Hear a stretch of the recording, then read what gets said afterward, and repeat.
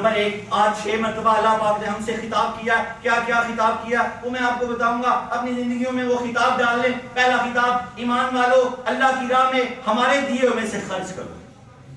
ایمان والوں سے کہا. کس سے کہا؟ ایمان والوں سے. ایک اور بات یاد رکھیے، روزہ کن پہ فرض ہے؟ ایمان والوں پہ. جس کے دل میں رائی بر بھی ایمان ہوگا وہ روزہ نہیں چھوڑے گا، اور جس کے دل میں رائی بر ایمان نہ ہوگا وہ روزہ رکھ سکتا ہی نہیں، کیونکہ اللہ نے کہہ دیا یا ایھا الذین آمنوا کتب علیکم الصیام کما کتب علی الذین من قبلکم لعلکم تتقون. تم پر ایمان والو کس سے خطاب ہے؟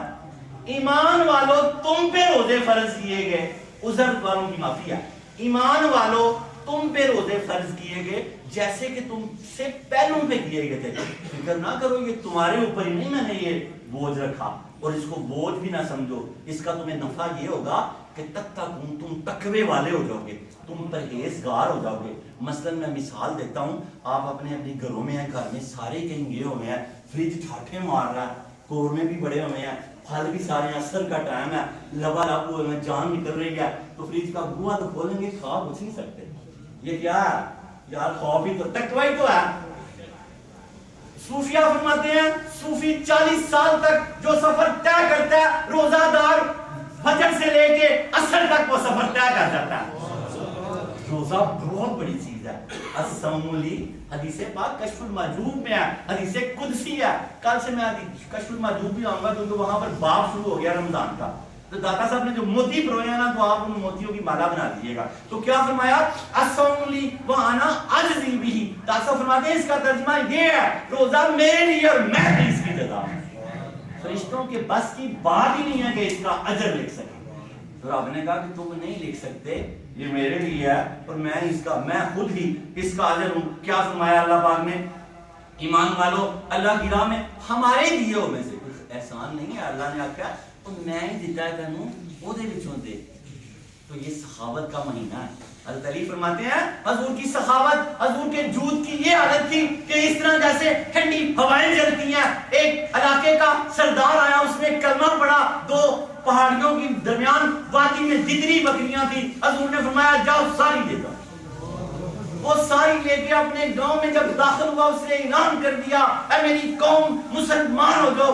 اللہ کے پیارے نبی اتنا عطا فرماتے ہیں کہ انہیں اپنے مفلس ہونے کا کوئی ڈر ہی نہیں. اتنا عطا فرماتے ہیں.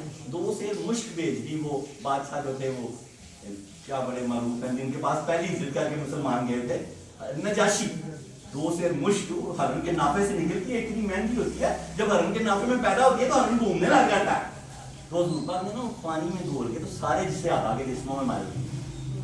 80,000 درہم آیا، دینار. حضور نے چادر پہ بچھا کے سارا اسی وقت تسلیم کر دیا.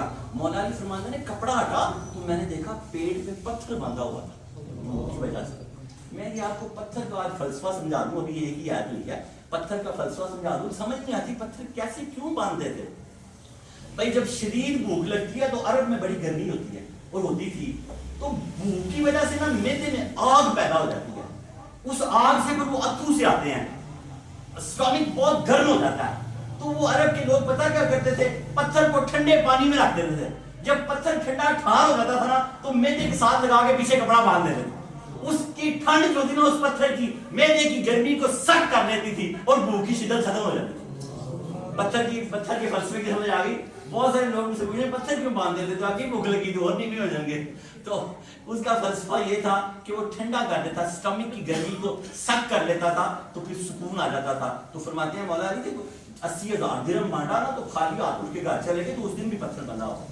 سخاوت میں حضور کی کوئی تو مثل لگا کیا کریں. اور اب یہ فطرانہ آنا نا تو 2,000 روپیہ کوشش کیجیے کشمش اور 1,000 روپیہ وہ کھجور وغیرہ کا. باقی گندم کا کوئی 100-200 ہے، اس کا 500 تو کر ہی لیجیے گا نا، تو پھر 100-200 ہی ٹھیک ہے.